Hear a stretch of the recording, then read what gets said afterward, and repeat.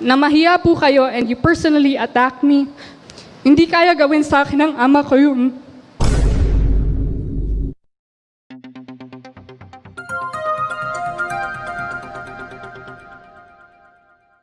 Kailangan humingi ng chance sa mayorya dahil in the first place naman po, hindi naman po dapat tinanggal sa akin yun. And palagi niyo po sinasabi na kayo po yung ama ng konsehong ito, kayo po ang ama ng city council. Pero yung ginawa niyo po sa akin last week na mahiya po kayo and you personally attack me, I don't know, Your Honor. Hindi kaya gawin sa akin ng ama ko yun.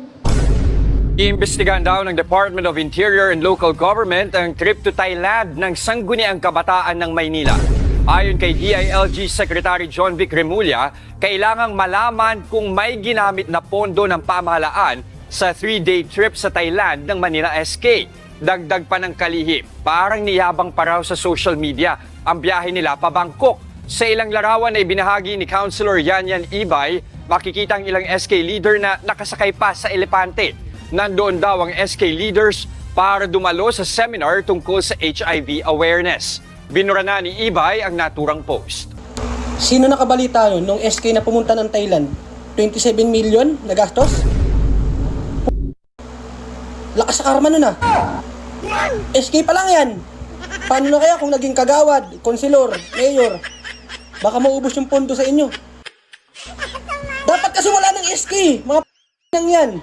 May nakita ako dun, oh. Kala ko ba 25 pababa lang SK? Bakit may nakita ko 32 years old? May anak na. Pangkapitan ng edad nun, ah. Ayop na yan. Kaya, hindi ako sang-ayon sa SK na yan, eh. Laling SK sa amin, sabi na hindi sila kurap. Tingnan nyo, ba't kayo nagka-NMAX? Nagka-iPhone? Kundi kurap. Ang wala pa kayong isang taon sa serbisyo, wala naman kayong negosyo. Tsaka, bago kayo mag-SK, wala kayong trabaho. Ito, mga kurap na ito, mga bata pa lang. Pagdidibdiban ko kayo eh.